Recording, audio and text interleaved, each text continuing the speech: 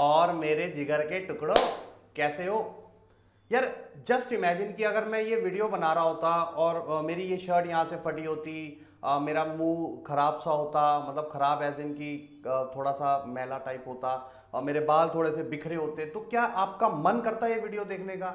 भाई मेरा तो, मैं अपनी वीडियो खुद नहीं देखता, मतलब मैं तुम्हारी बात तो क्या ही बोलूं। ठीक है जी। तो यार हमारी लाइफ में ना प्रेजेंटेशन की ना इंपॉर्टेंस हद से ज्यादा है, और यही प्रेजेंटेशन की इंपॉर्टेंस आपको आपके पेपर में समझाने के लिए मैं वैभव ओबरॉय आपके लिए आ चुका हूं। देखो, आप लोग पढ़ क्यों रहे हो? ताकि आप कल को बहुत सक्सेसफुल बन सको, अच्छी अच्छी जॉब्स पकड़ सको, अच्छे अच्छे बिजनेसेस में या कंपनीज में अच्छी अच्छी पोस्ट पे लग सको। तो वहां पर ना देखो, आपको अपने आप को प्रेजेंट करना है या फिर आपको कोई प्रेजेंटेशन देनी है, तो वहां पर प्रेजेंटेशन मैटर्स अलॉट। ऐसे ही आपके एग्जामिनेशन में भी प्रेजेंटेशन हद से ज्यादा इंपॉर्टेंट है यार। मैंने अपने पिछले 7+ इयर्स ऑफ टीचिंग एक्सपीरियंस में ये चीज देखी है कि अगर एक बच्चा है with excellent knowledge but poor presentation skills, ठीक है, और यही दूसरा बच्चा है with average knowledge but excellent present skills, तो उसके चांसेस, पर्सन स्टूडेंट बी के चांसेस ज्यादा हैं कि वो स्कोर ज्यादा कर लेगा एज कंपेयर टू स्टूडेंट ए। क्योंकि भैया जो चेकर है वो आपके दिमाग में नहीं आ रहा कि भाई इस बच्चे को कितनी नॉलेज है। जो आप पेपर पे उतारोगे वही असली गेम है, वहीं पर असली गेम है। प्रैक्टिस में जितना मर्जी परफॉर्म कर लो भैया, जब फाइनल पिच की बारी आएगी, जब तुम फाइनल मैच की बारी आएगी, तभी नहीं खेले तो फिर क्या ही फायदा। तो इसीलिए प्रेजेंटेशन पे ध्यान देना बहुत इंपॉर्टेंट है, और मैं आपके लिए वीडियो लेकर आ चुका हूं जिसमें हम each and every type of question को कैसे प्रेजेंट करना है उस पर डिस्कस करेंगे। सबसे पहले हम देखते हैं कि यार कैसे टाइप के क्वेश्चंस आपको इकोनॉमिक्स के पेपर में देखने को मिलते हैं। तो आपको 5 टाइप के क्वेश्चन मिलेंगे। एक मिलेगा आपको एमसीक्यू क्वेश्चंस, ठीक है, एमसीक्यू में बड़ी वैरायटी है, अभी हम डिटेल में जाएंगे। दूसरा होता है picture based question, picture based बोल लो, या फिर आपका टेबल बेस्ड या ग्राफ बेस्ड बोल लो। उसके बाद होता है case study based, practicals and theory. तो ये 5 टाइप के दिखेंगे, इसके अलावा कोई छठा टाइप नहीं दिखेगा। अब हम इसकी डिटेल्स में जाते हैं और जानते हैं कि कैसे इसको प्रेजेंट करना चाहिए। ठीक है, तो देखो सबसे पहले एमसीक्यू है। एमसीक्यू में आपको 3 टाइप के क्वेश्चन मिल जाएंगे। एक हो जाएगा आपका डायरेक्ट कंसेप्ट बेस्ड क्वेश्चन, ठीक है, दूसरा होता है स्टेटमेंट बेस्ड क्वेश्चन, एंड तीसरा होता है असर्शन एंड रीजनिंग क्वेश्चन। ठीक है, अब मैं इसमें नहीं जाऊंगा कि ये सॉल्व कैसे करते हैं, इसकी डिफरेंट डिफरेंट मैंने वीडियोस बना रखी हैं एडू कैप्टन के चैनल पे, आप जरूर देख सकते हैं। लेकिन इसको प्रेजेंट कैसे करना है ये भी बहुत इंपॉर्टेंट है। देखो कई बार क्या होता है ना, हमने ऑप्शन भी लिखना है एज वेल हमने स्टेटमेंट भी लिखनी है, अगर टाइम है तो। अगर टाइम नहीं है तो आप सिर्फ ऑप्शन लिख दो, option number A correct answer है, बी करेक्ट आंसर है, एक्सेट्रा। लेकिन अगर टाइम आपके पास इनफ है, तो जो कि इकोनॉमिक्स के पेपर में होता ही है, तो आपको स्टेटमेंट भी साथ में लिखनी है। इसका रीजन लॉजिक मैं बता दूं यार। देखो कई बार क्या होता है ना, किसी बच्चे की बैड हैंड राइटिंग होती है, या फिर वो गलती से कुछ गलत ऑप्शन लिख देता है, ठीक है जी, वो ए लिखना चाहता है डी लिख देता है, या उसका बैड हैंड राइटिंग की वजह से उसका जो डी है वो ए लगता है, ऐसे करके। ठीक है, तो इसमें ना चेकर जो है वो कंफ्यूज हो जाता है। तो फिर भैया हमने तो चेकर की डिजायर पे थोड़ा ना नंबर छोड़ने हैं, हमने तो भैया उसको मजबूर कर देना कि भाई तू नंबर काट के तो दिखा मेरे। ठीक है, तो ऐसे वाला सीन है। तो ऐसे में अगर आप स्टेटमेंट भी लिखोगे ना, तो वो क्लियर हो जाएगा, वो डबल वेरीफाई कर देगा कि हाँ भाई बच्चे ने आंसर सही लिखा है।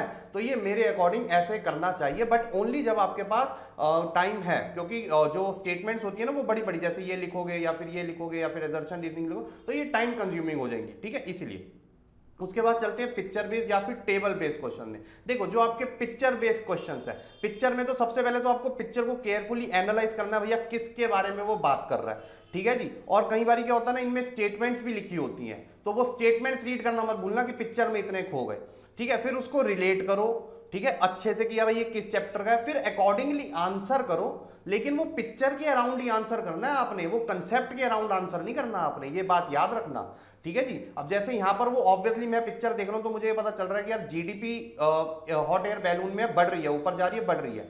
लेकिन बंदा एक ही बैठा है, 3 नीचे है, तो इसका मतलब है ये किस उस पे बात कर रहा है, GDP as a indicator of welfare का एक टॉपिक है, उसमें एक आता है डिस्ट्रीब्यूशन ऑफ जीडीपी, ठीक है, या डिस्ट्रीब्यूशन ऑफ इनकम। तो ये उस बेसिस पे बात कर रहा है, तो मैं सिर्फ उसी के बारे में लिखूंगा। I will not beat around the bush कि इधर मेन टॉपिक मेन पॉइंट छोड़कर इधर उधर की बातें करने लग गए ना, मैं सिर्फ इस पे बात करूंगा। ठीक है, तो ये स्टेटमेंट्स और ये सब मेरे को काफी हेल्प करती हैं। उसके बाद अगर मैं टेबल बेस्ड क्वेश्चंस की तरफ चला जाऊं, तो टेबल बेस्ड क्वेश्चन में मुझे कुछ भी नहीं करना, सिर्फ फिगर्स को स्टेटमेंट में लिखनी है। इंडिया का एग्रीकल्चर 3.1% था, ठीक है जी, सेक्टोरल डिस्ट्रीब्यूशन कंट्रीब्यूशन 1980-90 में, और ये 2011-15 में 2.3 हो गया। बस इसको स्टेटमेंट में लिख दूंगा, और इंटरप्रेट तभी करूंगा जब वो बोलेगा। जैसे इस क्वेश्चन में बोला उसने कमेंट करो, तो कमेंट में क्या क्या करना है, मुझे बस इतना लिखना है कि भैया डिक्रीज हो गया, इंक्रीज हो गया, फलाना ढिमकाना एक्सेट्रा, और नंबर पूरे खींच लूंगा। ठीक है जी, तो ऐसे इसको प्रेजेंट करना है। Moving on to third type which is case study. अब केस स्टडी में क्या होता है, केस स्टडी में बच्चे क्या करते हैं ना, सबसे पहले केस स्टडी देखेंगे डर जाएंगे। डरना नहीं है भैया, रीडिंग ही तो है छोटी सी, क्या बचपन से करते आ रहे हो। अब क्या होता है ना, बच्चे दूसरी गलतियां करेंगे, सबसे पहले रीड करने चले जाएंगे इसको ना। The first thing you have to do is read the question before reading the case study.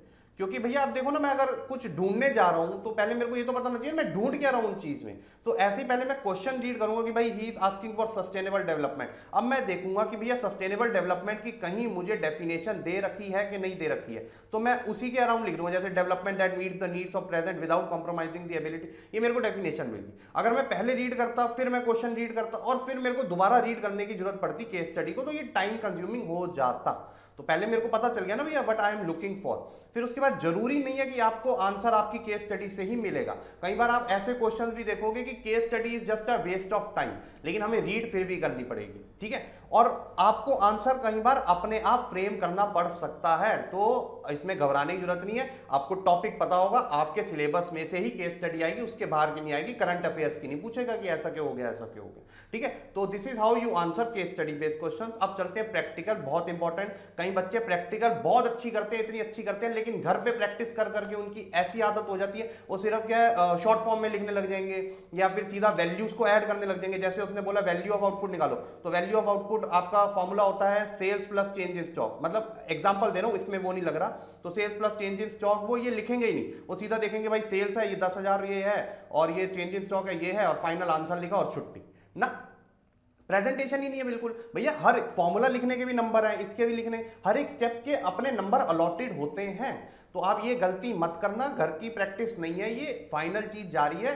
तो फाइनल चीज को बहुत ही अच्छे से गिफ्ट रैप करके भेजना, बहुत ही अच्छी प्रेजेंटेशन के साथ। ठीक है, तो ऐसे आप प्रैक्टिकल क्वेश्चंस को सॉल्व करोगे। ईच एंड एवरी स्टेप आपको लिखना है। यार देखो 3 नंबर का क्वेश्चन है और हार्डली ये 6 से 7 लाइनों में खत्म हो जाएगा। तो अब इसमें भी अगर आप ढंग से प्रेजेंट नहीं करोगे तो यार कितना बुरा लगेगा चेकर को।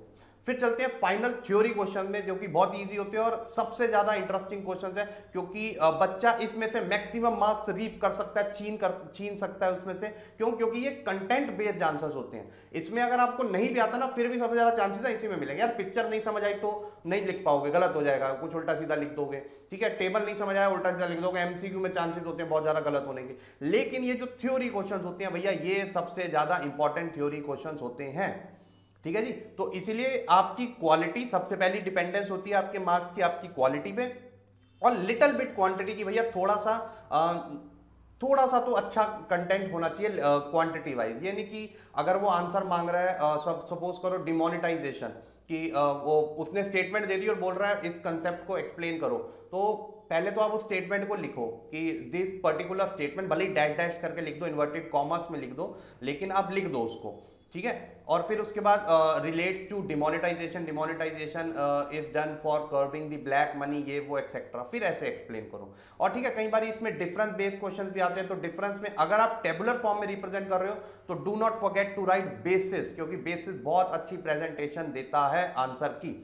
ठीक है, अदरवाइज अगर कोई नॉर्मल थ्योरी क्वेश्चन है और उसमें हेडिंग्स का यूज हो रहा है, तो मेक श्योर कि वो जो हेडिंग्स है वो प्रॉपर्ली अंडरलाइंड हो और हेडिंग्स को अलग से ही रिप्रेजेंट हो, क्योंकि मैंने पहले भी कई वीडियोस में बोला है कि हेडिंग के बेस पे भी नंबर मिल जाते हैं। तो this is how you present your answer sheet भैया। फिर तो मतलब ऐसा समझो कि जब ऐसी प्रेजेंटेशन के साथ एक चेकर को आंसर शीट मिलेगी ना भैया, वो तो खुश हो जाएगा, उसे लगेगा यार ये तो दिवाली बोनस मिल गया मुझे एनवलप में। ठीक है, तो अब देखो यार, अब इसमें मेरे को बोलने की जरूरत तो है नहीं यार, दिन रात मेहनत करके कंटेंट बना रहे हैं आप लोगों के लिए, तो ऑब्वियस सी बात है कि हम आप लोगों का अच्छा ही चाहते हैं। और इस अच्छा चाहने के लिए हम आपसे चाहते हैं कि आप जितने भी एंट्रेंस एग्जाम की तैयारी कर रहे हैं, क्योंकि आज की डेट में जितने भी कॉलेजेस है सारे ही एंट्रेंस एग्जाम मांग रहे हैं, भले CUET, IPMAT, Christ, Xavier's, Bombay etcetera. ठीक है, तो मैं चाहता हूं कि आप लोग मेरे से कनेक्ट करो, डिफरेंट फैकल्टी से कनेक्ट करो, एडू कैप्टन से कनेक्ट करो, और एक ये बिग फैमिली बनाओ। We treat every student as a part of our family. ठीक है जी, उनका नुकसान मतलब हमारा नुकसान। तो आपको live and recorded video lectures मिलेंगे, मॉक टेस्ट मिलेंगे डिफरेंट टॉपिक्स वाइज, ठीक है, जो कोई नहीं प्रोवाइड करवाता। डाउट सॉल्विंग फैकल्टी होगी, मेंटरशिप, प्रिंस भैया, डिफरेंट फैकल्टीज एक्सेट्रा एक्सेट्रा। आपकी मोटिवेशन का लेवल इतना सा भी कम नहीं होगा। ठीक है, और अगेन CUET1 AIR1 ये वाउच करेंगे हमारे लिए, आप जान सकते हैं, चेक कर सकते हैं। IPMAT 13, 24, 37, शहीद सुखदेव 30+, SRCC 30+। तो ये सारे बेसिकली क्या है, हम ये मतलब we are not bragging but it is just a proof, ठीक है। तो आई होप आपको ये कंटेंट अच्छा लगा होगा। ऐसे ही कंटेंट बनाते रहेंगे आप लोगों के लिए, आपका बोर्ड्स का जो तैयारी है वो बहुत ही आसान कर देंगे, ठीक है। तो all the best for your exams.